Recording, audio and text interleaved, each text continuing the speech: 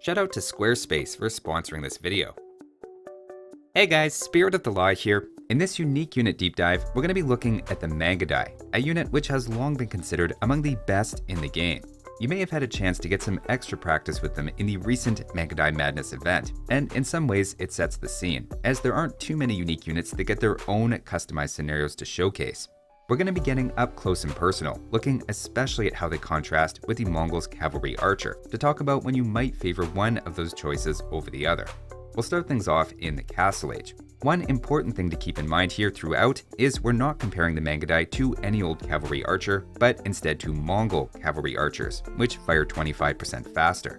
Now, at a glance, both units look pretty similar in their stats, with identical attack, armor, range, speed, and the main difference just being plus 10 HP for the Mangudai.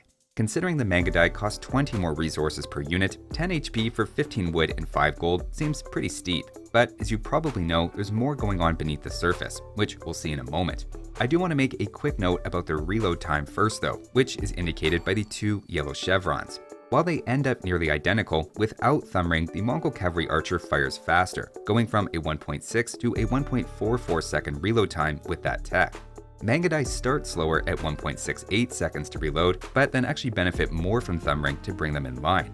You might conclude thumb ring is then extra important for Mangudai, but their accuracy tells a different story. Mangudai start at 95% accurate against non-moving targets, while the Cavalry Archer starts at 50%. So the takeaway is thumb ring is actually critical for both units, it turns out for different reasons. Sticking with other hidden aspects of the unit for the moment, both have an attack bonus against spearmen, +2 for the Cavalry Archer and +1 for Mangudai. But of course the Mangudai also has +3 against siege units on top. This is a huge part of what you're paying for with that extra cost, and given the high pierce armor of siege, it effectively means Mangudai in Castle Age are often doing triple the usual damage. Their other major hidden edge is their attack delay is about half as long, so you end up needing less space to effectively micro, and the unit just feels more responsive and fun to use.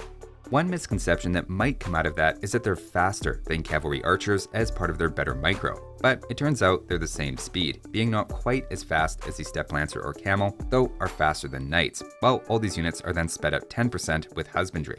On the other hand, they have a major drawback in that they take a relatively long 26 seconds to train. That's quicker than the Cavalry Archer's 34, but the fact is 3 archery ranges can outproduce 2 castles for a much cheaper cost to build.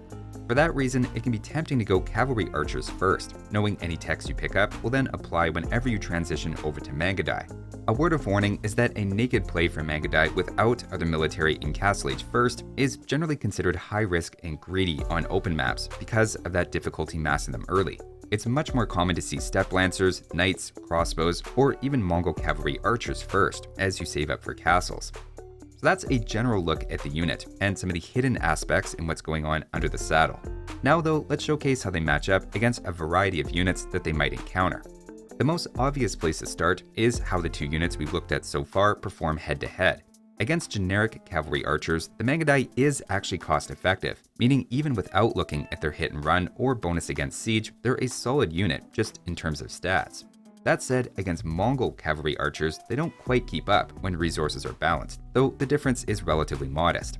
Of course, there are lots of unique Cavalry Archer variants in the game, and to give a snapshot of how they perform within that wider category, if we balance resources, they can actually beat Kipchaks while also outranging them. They also beat Conquistadors cost effectively, as well as Arambai, showing as a Cavalry Archer in Castle Age, there's an argument they're pretty solid. That said, as we broaden our scope to other mounted archer units, there's a lot of those that they can't beat. Camel Archers are a big one, given they specialize against Cavalry Archers, including Mangudai, who then also lose to Mamelukes because of bonus damage as well. They also lose to the tanky mounted archers, like the War Wagon and Elephant Archer, even if we account for the differences in cost. We can also put the Wrath Chariot in that category, given it has extra pierce armor and decent HP, beating Mangudai in a straight fight with either its melee or ranged mode. Now, one set of unique units you might think the Mangudai would excel against is the siege unique units, including the Organ Gun, Ballista Elephant, and Hussite Wagon. While it's true they have +3 bonus damage happening here, as those are technically siege, of the 3, the Organ Gun is the only one the Mangudai can beat cost effectively. The other 2 are just too tanky to be slowed down by a bit of bonus damage, and in the long run should do just fine. So those are some interesting, unique unit matchups that come to mind, but now what about more generic things they'll encounter? A really common one is crossbows, who don't just outrange them by 1, but even at point-blank range will beat them cost-effectively. Mangudai win with equal numbers, but as with all cavalry archers, a crossbow mass, especially well microed, is something to avoid, unless you're mixing in a cavalry meat shield or a bit of siege. Likewise, elite skirmishers are a tough counter, dealing +6 bonus damage per javelin. They're not just cost-effective, but even with equal numbers, this is a terrible matchup for Mangudai, making them one of the hardest counters you'll run into. It's the same with the Geniteur, in case you're curious, maybe even a little more so, as they can chase you down and tank a lot of arrows. So if ranged units are a thorn in your side, what about cavalry? Well, this is where the Mangudai's secret weapon of low frame delay can really shine.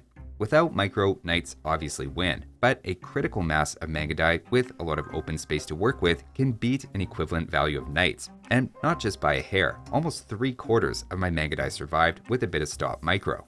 I should point out that Mongol cavalry archers can do the same thing, and while I got slightly better results with the smaller but easier to micro group of Mangudai, the results aren't miles apart. It's just to again point out that Mongol cavalry archers are also pretty scary when massed as well. That said, camels are a decent counter, given their cheaper cost and faster movement, winning in my test even with Mangudai micro. Camel civs in general are just a tough matchup for Mongols, and note that 4 out of their 5 war civ pairings this patch, as usual, are camel civs. Even in that matchup though, it's still worth microing, as I found I got about 350 resources worth of value by adding micro versus just accepting my fate and letting my Mangudai fight them up close. On the flip side, one of their specialties is against spear units. They end up needing 1 more shot than regular cavalry archers to bring a pikeman down on account of 1 less bonus damage. But as soon as micro is involved, I take Mangudai over cavalry archers here any day. Malian pikemen with more pierce armor are a little scarier admittedly, though in general pikemen don't feel like the hard counter you might expect them to be. As for other infantry, it really comes down to their speed and pierce armor, but even eagles can't quite keep up, so while they can scare away some Mangudai, they can't really hunt them down, and again don't feel like a hard counter in especially Castle Age. Of course, the huge advantage of Mangudai is worth repeating, and that's against siege, where their higher HP on top of dealing 2.5 times the damage to mangonels or 3 times the damage to ramps can automatically be worth their extra cost over cavalry archers alone. Whether it's using them defensively to snipe rams attacking your castles, or to take out trebuchets against an opponent who hits Imperial Age first, that +3 bonus can be a game changer. You still have to watch out for mangonel hits, but you never have quite the same fear of them as you would with regular cavalry archers, or especially when using crossbows. So that's Castle Age, where aside from some ranged units and camels, they seem to hold up relatively well against most things. The main reason they're sometimes considered risky is just that you need a solid mass to be as effective as we've seen, and castles are expensive. Now though, let's talk about what, if anything, changes in the Imperial Age. Right away, there's a major strike against them, in that their elite upgrade is considerably more expensive than the heavy cavalry archer. With that upgrade, you're getting +2 attack, 1 melee armor, and a hidden increase to their bonus against siege. Also coming into play is of course Bracer and Chemistry, giving you another 2 attack, as well as Parthian Tactics, adding more armor plus bonus damage against spear units. When it's all said and done, the elite Mangudai ends up with +3 against those, while the heavy cavalry archer has +5. On the flip side, Mongols are critically missing ring archer armor. That is offset by Parthian Tactics on paper, but makes them notably weaker than many cavalry archers and similar variants. As an illustration, here we have them against Mongol, Japanese, Magyar, Tatar, and Turk heavy cavalry archers with different bonuses at play. Of this set, the Mangudai can only beat the Mongol cavalry archer and lose to the rest, so that missing armor has a noticeable impact on their tankiness. Similar to Castle Age, that means they of course lose with balanced resources against Mongol cavalry archers, giving the impression they're just not keeping up in Imperial Age. Certainly in terms of tankiness, they are falling behind, with the elite upgrade not even changing their HP, but these sorts of tests are also hiding something important. Here we have a smorgasbord of cavalry archer units attacking samurai with 5 pierce armor. If we note the DPS happening over time, notice Mangudai are second only to the Mameluke, which has a pretty big range disadvantage. Next though, let's consider the cost of all these units in total resources, and if we divide those, we can get a sense of the damage output per resource spent, where higher values mean we're getting a lot of damage output for a cheap cost. Doing that calculation, the Mangudai and Mongol cavalry archers are doing the best, with only the camel archer and Mameluke in the same ballpark. While most people don't think about these numbers explicitly, the result in practice is noticeable, and you're just getting incredibly high firepower for this type of unit at a relatively cheap cost. Or put another way, Mangudai give a lot of bang for your buck. At the same time, it's not an especially tanky unit, which is 80 HP, so in Imperial Age it works best in a support role with lots of hussars or other blocking units in front. For completeness sake though, let's take a look at some common matchups against generic units to get a bit of an intuition for how they perform at this stage of the game. It may contradict what I just said about their tankiness, but unlike in Castle Age, the elite Mangudai in Imperial actually wins against the archer line with balanced resources. It is pretty close though, and to illustrate that point, if we swap in some Ethiopian faster firing arbalesters, they make easy work of the Mangudai, so you have to be careful once good bonuses come into play. A similar reversal from Castle Age is that in Imperial, elite Mangudai can beat an equal number of skirmishers. This is largely thanks to the elite upgrade giving +2 attack, on top of Bracer and Chemistry, negating the skirmisher's final armor. It's not cost effective per se, and you will lose with equal resources, but winning with equal numbers is a pretty notable improvement over Castle Age when they lost that fight. As for Cavalry, it's mostly what you'd expect. Standing their ground, they lose handily against Cavalier, but with Stop Micro, I could save half my army's strength, and more than half my numbers. Paladins are a different beast altogether though, with one more Pierce Armor and considerably more HP. In that case, I couldn't quite win with balanced resources, though I could whittle them down quite a bit.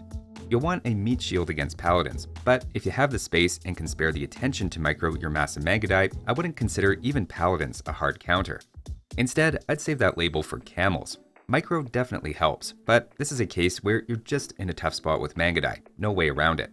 Mongols relying on cavalry over the spear line to create a meat shield also doesn't do you a lot of favors here, and as I said, there's a reason camel civs are one of their tougher matchups. One other matchup to note is against halberdiers. Again, the heavy cavalry archer's greater bonus means they take one fewer attack.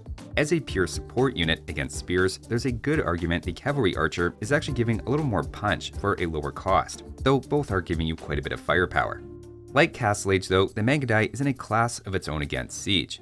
They deal anywhere from 2.5 to up to 5 times as much damage depending on the siege unit. Especially in the late game, where siege is a major part of almost any civ's ideal army composition, the Mangudai has a legendary reputation from this bonus alone. In fact, I would say as the game goes on, it becomes less about their ease of micro and more about their high DPS and this bonus specifically, which combined give them such a feared reputation. Of course, there's a bit of a wider context that also needs to be considered here. While the Mangudai has shown it can match up fairly well against most types of units, I should also note this happens amidst the Mongols' tech tree. That means faster moving siege and support, and a wide variety of stable units, including steppe lancers and light cavalry or hussars with 30% more HP. Ideally, your Mangudai don't have to do a lot of kiting in especially the late game, as you'll have Hussar in front to protect them, and even their weakness to ranged units doesn't seem so bad when you remember their faster moving onagers and scorpions to clear the way, or rams to soak up damage, and also add some punch against buildings.